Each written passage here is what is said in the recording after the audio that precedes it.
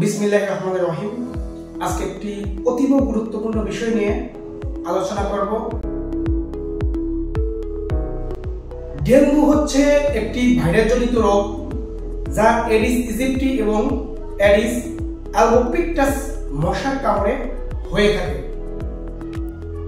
Dengue virus আসলে 4 ধরনের হয়ে থাকে: টাইপ 1 বা ডেনবি 1, টাইপ 2 বা ডেনবি 2, টাইপ 3 বা ডেনবি 3, টাইপ 4 বা ডেনবি 4।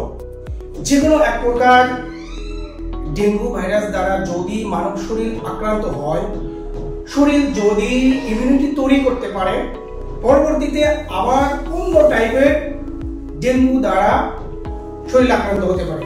যদি অন্য টাইপের ডেঙ্গু দ্বারা আক্রান্ত হয় তাহলে সেক্ষেত্রে প্রতিক্রিয়াগুলো খুবই মারাত্মক হয়। ডেঙ্গুর লক্ষণগুলো আমরা 3টি ধাপে আলোচনা করব। প্রথম ধাপ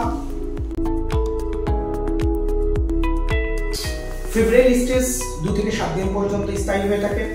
এই ফেব্রাইল স্টেজে যে লক্ষণগুলো পরিলক্ষিত হয় ডেঙ্গু ফিভার হলে উচ্চ তাপমাত্রা থাকতে পারে, উচ্চ তাপমাত্রা সহ শরীর ব্যথা, চোখের নিচে ব্যথা, মাথা ব্যথা এবং গলা ব্যথা হতে পারে।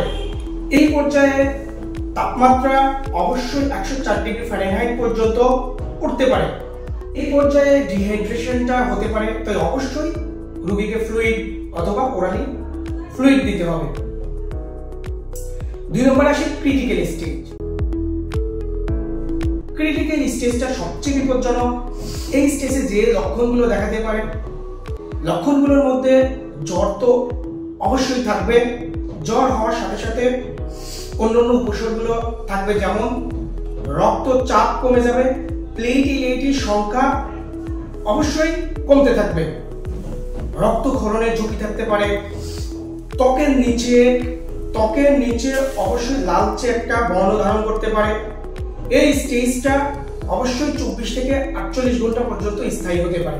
এছাড়া অন্যান্য লক্ষণগুলোর মধ্যে আছে বমি আসতে পারে এবং রক্ত বমি হতে পারে, বমি ভাব লাগতে পারে, তোল পেটে ব্যথা করতে পারে এবং পায়খানার সাথে অনেক সময় রক্ত আসতে পারে, খুবই তৃষ্ণার্ত লাগতে পারে, রং ফ্যাকাশে এবং ত্বকটা এবং শরীরটা ঠান্ডা হয়ে যেতে পারে। এই পর্যায়ে যে ঝুঁকিগুলো লক্ষ্য করা যায়, এই পর্যায়ে ডেঙ্গু হ্যামোরেজিক ফিভার অথবা ডেঙ্গু শক সিনড্রোম হতে পারে। এই সময় রোগীকে অবশ্যই হসপিটালে প্রেরণ করতে হবে, তাকে ফ্লুইড দেওয়ার প্রয়োজন হতে পারে এবং ডাক্তারি যে ব্যবস্থাগুলো আছে ডেঙ্গু পর্যায়ে সেই ব্যবস্থাগুলো নেবে। তৃতীয় স্টেজে যদি আমরা দেখি, তৃতীয় স্টেজটা হচ্ছে রিকভারি স্টেজ। এই পর্যায়ে রোগী ধীরে ধীরে সুস্থ হয়ে ওঠে। এই সুস্থ হতে 48 থেকে 72 ঘন্টা সময় লাগতে পারে। প্লেটলেটের সংখ্যা ধীরে ধীরে বৃদ্ধি পেতে থাকবে, শরীর অনেক দুর্বল লাগবে। এই পর্যায়ে শরীর ব্যথা থাকতে পারে এবং অবশ্যই এখানে পানি শূন্যতা দেখা দিতে পারে। সেক্ষেত্রে তরল জাতীয় খাবার অবশ্যই প্রয়োজন।